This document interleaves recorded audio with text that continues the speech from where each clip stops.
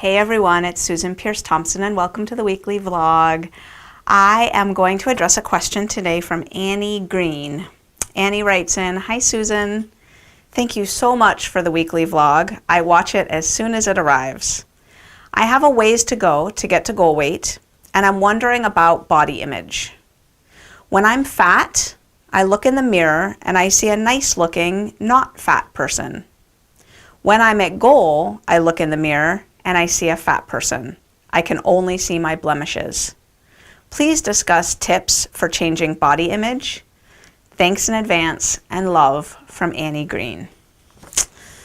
Oh, Annie, what a great question.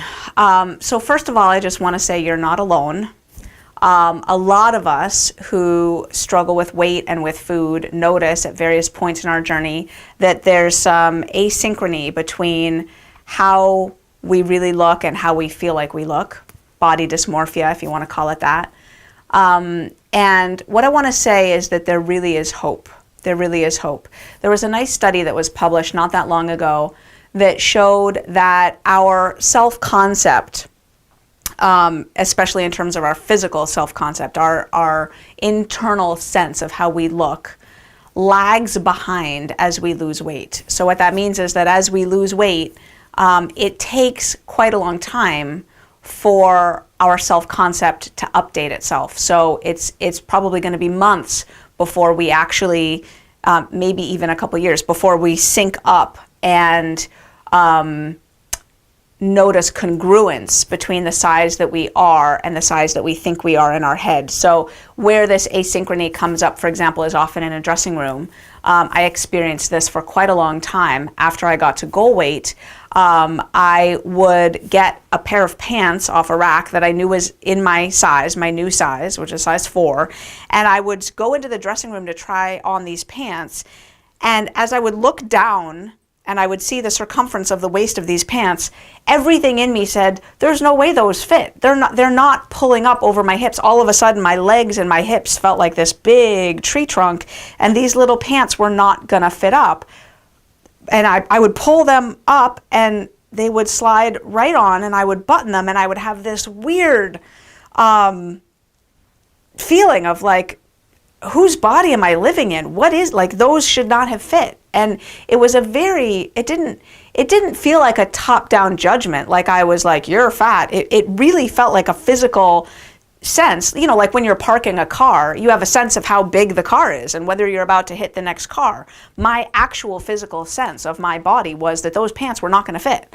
And then they did. And that doesn't happen anymore. My sense of my body at some point over the last, umpty years has come into alignment with my physical body. So my sense of my body and my physical body are now pretty aligned. I can park my car in and out of seats and chairs and, the seat belts and pants and clothes, and it all sort of fits together. So I just wanted to say that give it time. And in Brightline eating, we tend to lose our weight fast. And, that means we get down to goal weight and then, whoa, it takes a long time for the self-concept to kind of catch up. But it will catch up. So that's the first thing, is give it time. You mentioned sort of the reverse, though, that it kind of goes both ways. You're thin and you feel fat, you're fat and you feel thin. And one thing I wanted to mention is that doing the inner work, and we of course have a course for that in Brightline Eating. It's called Brightline Healing, and it's a 2-part course, part 1 and part 2. And doing the inner work really helps. The inner work, as we conceive of it in Brightline Eating, is really a process of coming home to oneself, inside one's own body, coming home to the present moment, coming home to what's real and true.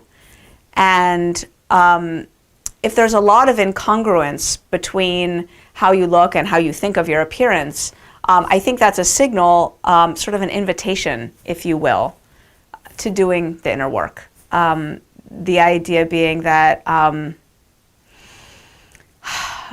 as we ate addictively or compulsively and our bodies changed in accordance with that unhealthy pattern of eating, our brains had to make up stories, essentially, to justify and explain and rationalize and provide a narrative around why it was that we were treating ourselves that way with food, and why it was that we were in the larger body that we were in. And a lot of those stories were false. I mean, a lot of the eating, the research that I talk about, that I present in my book, Brightline Eating, a lot of the research actually shows that the eating is not triggered by deep-seated psychological issues. It's triggered by fundamental hijacking of the brain by sugar and flour.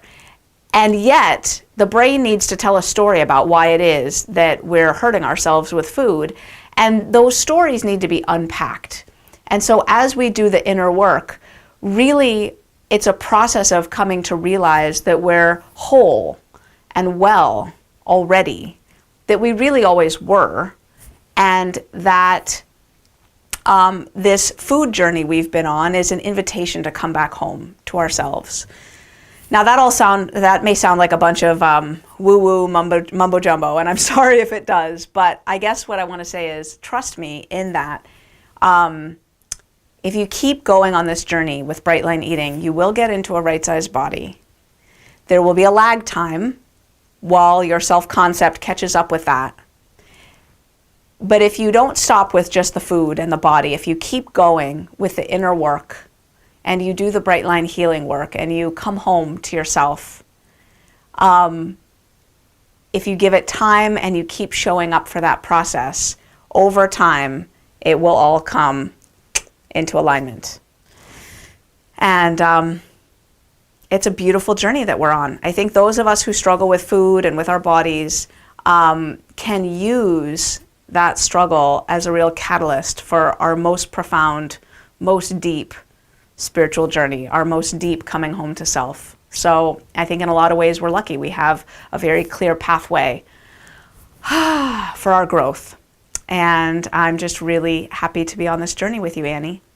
And I have every hope and expectation for congruence and alignment for you. If you keep showing up, you stay open, you keep working your Brightline Eating program, and you give it time.